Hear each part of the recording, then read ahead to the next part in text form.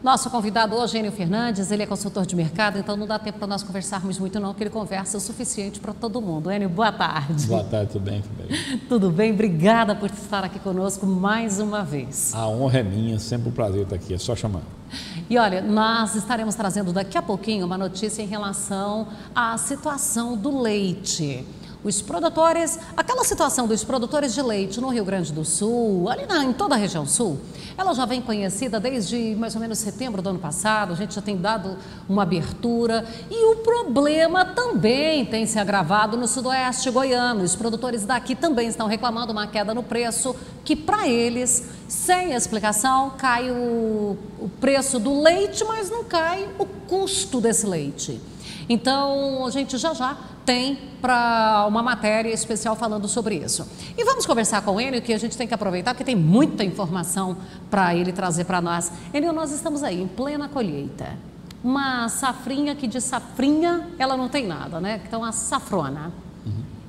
A gente deve ter algum impacto aí no mercado, porque isso aí também é outro fator, que nós estamos vivendo algo diferente. Porque normalmente quando eu tenho uma grande produção, preço despenca. E esse ano a gente está conseguindo ter as duas coisas. Mesmo esse preço oscilando, isso é natural no mercado, mas a gente está tendo grande produção de milho com um preço razoável, com um preço bom. Você foi perfeita no seu comentário, uma fantástica produtividade, né? Muito produtor tirando 9 mil quilos, 10 mil quilos, lógico, isso não vai, quilo hectare, isso não vai ser a média final, mas assim, vai ser uma média muito forte, com a grande maioria dos estados do Brasil. E os preços estão se mantendo. Por quê, Fabélia? Porque nós estamos com a safra nos Estados Unidos desastrosa de milho. O milho, ele é feito agora, ele é fabricado agora nos Estados Unidos. Tem pendoando, vai encher grão agora, né? A fase mais importante do milho é agora. E o clima lá, o plantio foi muito ruim e o desenvolvimento está sendo muito ruim também. Essa insegurança da safra americana está fazendo que os mercados venham comprar fortemente no Brasil. Os nossos line-ups, que são as filas de navio para exportar, são extremamente robustas. Na nossa visão, na visão da Terra Agronegócio, nós vamos ter a maior exportação da história de milho, algo acima de 35, 36 milhões de toneladas. Tem esse intervalo de 1, 2, 3 milhões de toneladas, por quê? Depende do câmbio, né? E também do produtor vender ou não. E os produtores brasileiros estão sendo muito eficientes. O preço recua, eles param de vender. O preço volta a subir, eles vendem. Aí a gente tem o outro lado também, porque enquanto uns choram, outros vendem lenço. Aí o pecuarista reclama que o custo sobe, porque aí o milho subiu. Qual que é a orientação que a gente teria assim agora nesse momento, então, para o pecuarista? Dá para dar alguma dica para ele? Na verdade, assim, a gente tem que aprender com os erros dos passados, né? Lá atrás, o pecuarista esperava chegar agora para comprar o milho na segunda safra, porque os preços estavam lá embaixo. Você lembra que em 2016 teve uma seca fantástica? E os preços explodiram. O pecuarista, eu fiz várias palestras para pecuaristas, eles falaram, não, agora a gente aprendeu, nós vamos fazer hedge, vamos ter proteção, vamos comprar antes. Teve enormes oportunidades de você comprar milho nessa região de Jataí a R$21, R$22, R$23 e não compraram. Agora estão pagando o erro por ter errado novamente. Agora tem uma notícia boa para o pecuarista.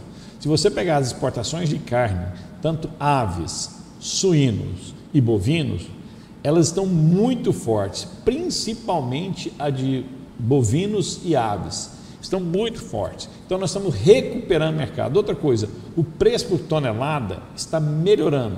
Então o cenário também é positivo para a proteína animal. Então quer dizer, entre mortos e feridos salvam-se todos. O cenário poderia ter sido melhor para quem fez uma gestão melhor. Quem chegou lá atrás e comprou milho antes da colheita a 21, R$20, R$22 na região de Jataí, fez um bom negócio. Hoje ele está vendo o preço do produto dele um pouco valorizando, né, em relação ao ano passado, e está vendo o custo dele não subiu. Para quem deixou para comprar agora, ele tem um problema a ser resolvido. O que ele deve fazer? Gestar a margem dele. Ele tem que ter muita atenção se a atividade dele está dando margem para ele ou não. O cenário é positivo. Tudo indica que nós podemos ter novas altas no mercado de proteína animal. E eu aproveitaria essas oportunidades. E aí a gente tem também a questão do câmbio aqui, porque o produtor, ele precisa ter o profissional que esteja do lado dele para orientar, para trazer as dicas ali, né?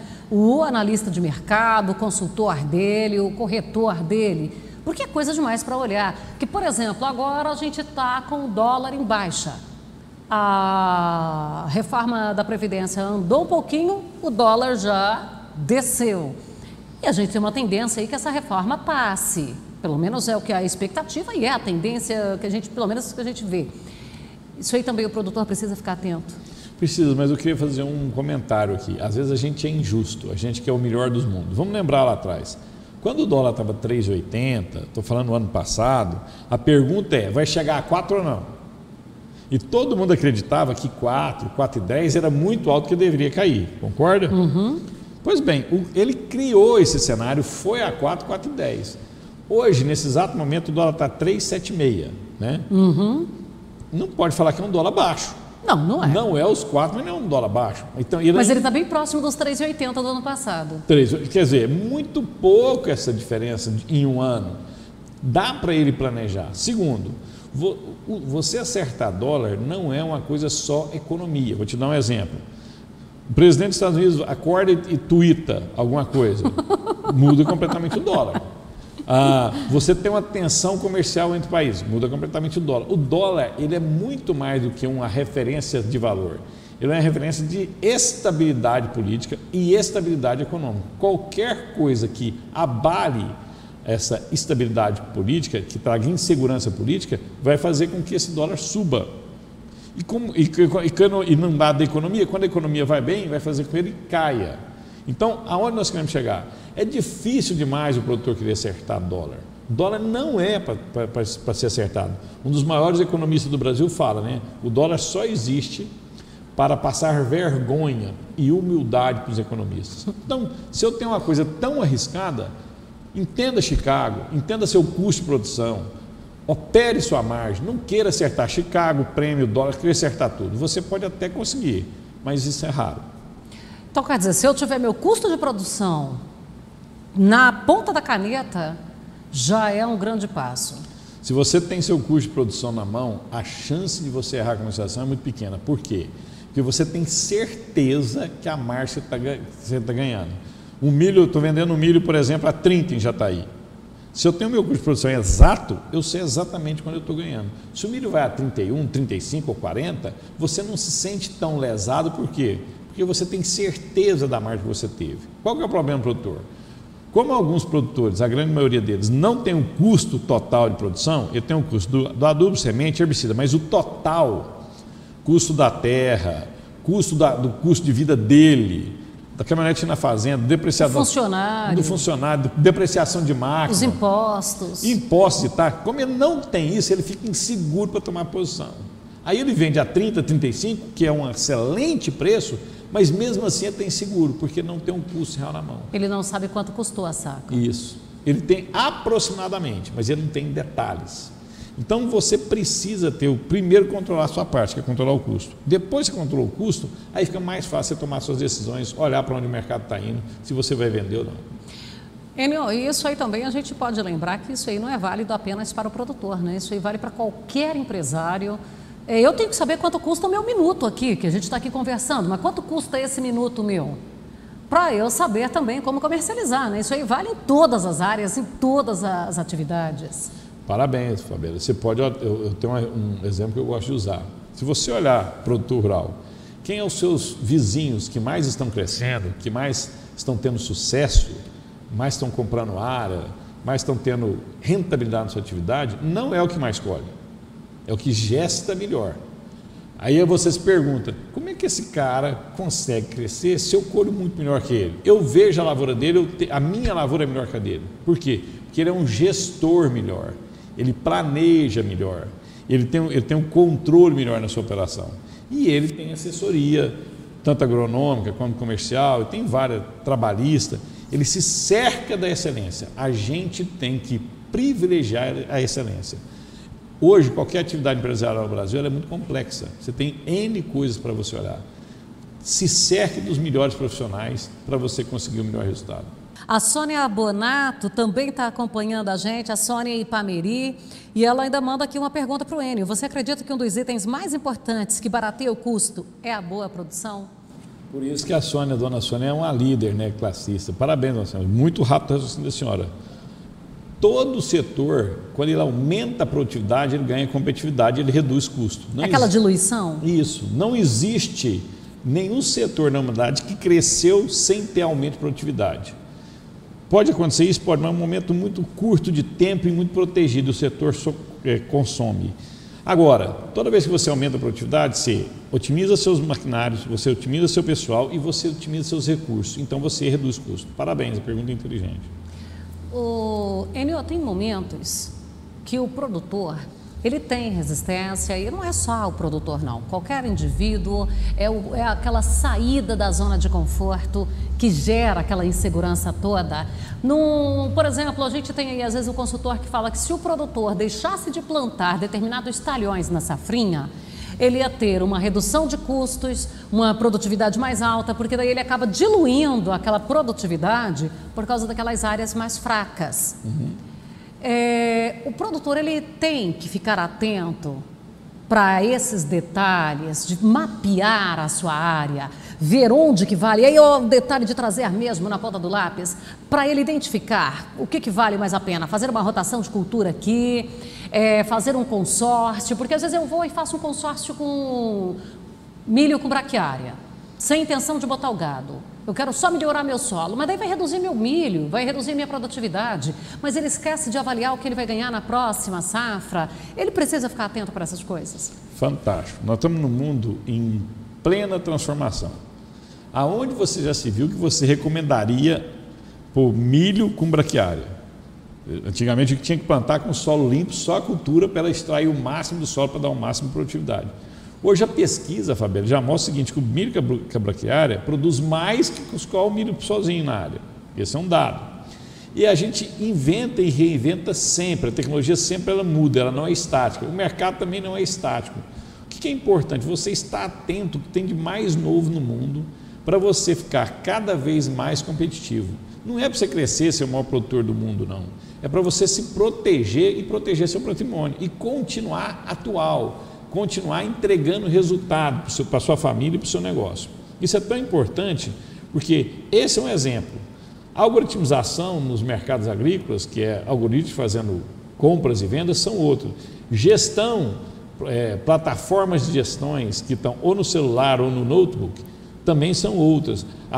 Vou dar um exemplo claro disso. A grande maioria da pecuária está sofrendo muito no país. A margem é muito pequena, mas você tem pecuaristas que estão ganhando mais dinheiro com pecuária do que com soja, em áreas de areia. Eu fui ver isso no Vale do Araguaia, eu fui ver isso aqui entre Rio Verde e Paraúna, tem um pecuarista que ele retira mais recurso por hectare com gado do que com soja.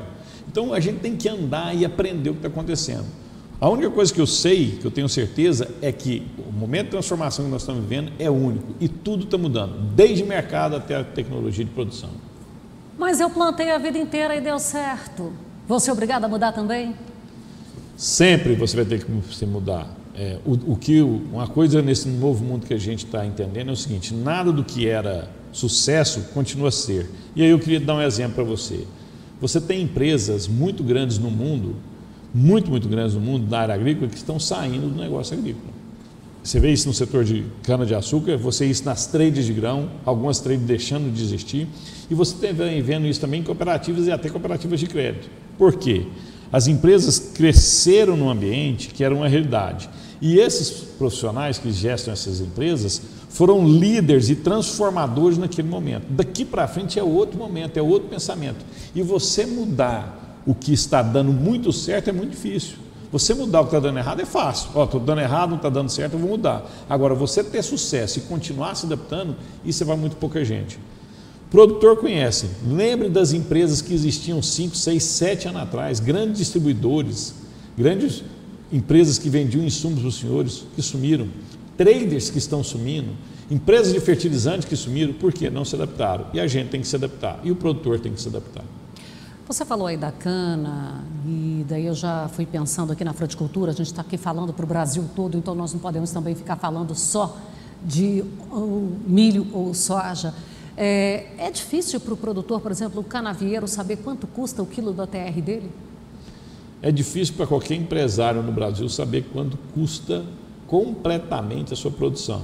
serra-canavieiro, sojicultor, fruticultor, pecuário ou empresário urbano também. Por quê? A gama de impostos é muito altas e você precisa ter um mínimo de formação. Por exemplo, eu comprei uma colheitadeira, independente do que seja, ou de cana ou de grãos. Qual a vida útil dessa máquina? Quanto que eu vou depreciar por ela? Como que eu faço essa conta? Isso é acadêmico. Eu não posso pegar uma realidade específica e ficar mudando toda hora. Eu tenho que ter um padrão de análise. Isso é acadêmico, então eu tenho que ter preparo. Segundo, é impossível ser um fantástico produtor, um fantástico gestor de pessoas, um fantástico negociante. Quer dizer, é muito talento que você precisa. Às vezes eu posso entender um pouco de mercado, mas eu não entendo nada de comunicação como você. E eu tenho que me comunicar. Então você tem que cercar de pessoas boas. E eu falo uma frase. Então eu não sou obrigado a saber tudo, eu preciso que as pessoas certas estejam por perto. Um grande gestor não é o que mais sabe, é o que se assessora melhor. Você quer saber se a sua empresa é muito boa? Não é que o presidente dela é fantástico. Ele escolhe as pessoas boas para estar do lado dele, quem tem talento. E no final do dia, o funcionário talentoso, por mais caro que ele seja, é barato demais, porque ele entrega resultado.